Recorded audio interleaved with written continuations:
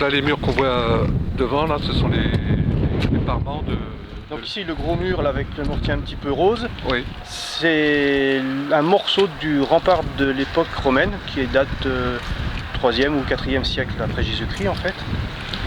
Et donc on a des gros blocs en fondation, là, gros blocs de calcaire crayeux blanc sur 1,50 m d'épaisseur en fait pour renforcer la base du rempart.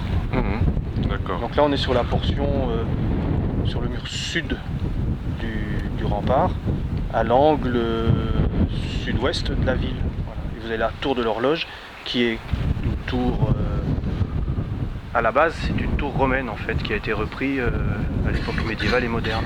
D'accord. Donc, d'après ce que j'ai pu comprendre, il y avait 12 tours sur l'enceinte. D'accord. Ça serait l'une des tours.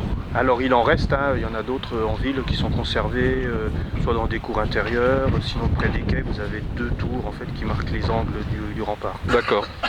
Et donc, indépendamment de l'ère gallo-romaine concernant, donc ça correspondrait donc à une partie des fondations du castrum. Fondation et puis probablement un morceau de l'élévation. D'accord. Du castrum. Ouais.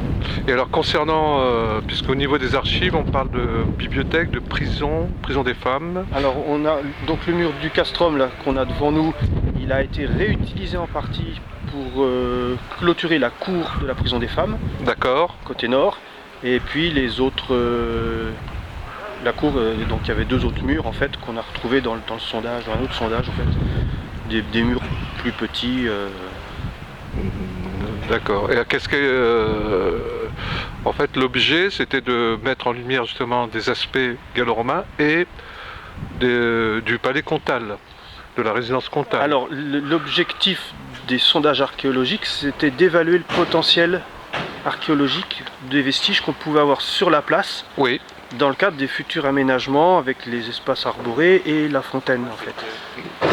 Et alors, est-ce que justement dans le projet d'urbanisme de réaménagement de la place du Maréchal Leclerc, c'est de mettre une fontaine végétalisée, et est-ce que vous, archéologue, vous avez pu comprendre le système de canalisation de cette future fontaine? Est-ce qu'il y a des liens avec l'histoire, l'archéologie?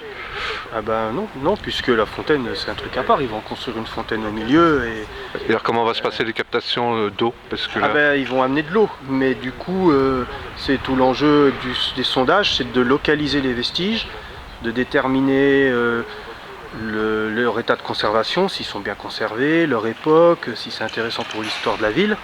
Et après, il peut y avoir éventuellement soit une protection de certaines zones qui ne devront pas être impactées, soit des fouilles complémentaires pour documenter un petit peu mieux les vestiges. Et puis après, le projet il peut s'adapter à la présence des vestiges en fait. D'accord. Et cette fontaine, elle sera localisée où? En face de la bibliothèque, a priori, là, faudra regarder, il y a sur les panneaux là-bas. D'accord, ok. En fait. D'accord. Et puis donc là, ça devrait se finaliser quand Alors nous, théoriquement, on s'en va soit vendredi, soit dans la semaine prochaine. Et puis après, dans le planning prévisionnel, hein, tel qu'il a été prévu, les travaux devraient commencer en octobre, il me semble, mais ça, il faut interroger la mairie à ce sujet en fait. D'accord, pour les travaux d'urbanisme. Oui, d'urbanisme. D'accord. Oui, Et concernant le mobilier, la dernière fois, vous me parliez de tessons, de monnaies, d'éléments de poterie, de tessons céramiques. On a à peu près déjà trois caisses à Libère là, de fragments de poterie, essentiellement de tuiles aussi. Oui.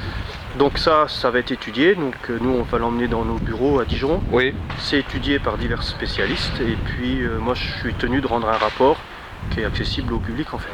D'accord. Disponible en mairie aussi. D'accord, entendu. Merci. Voilà.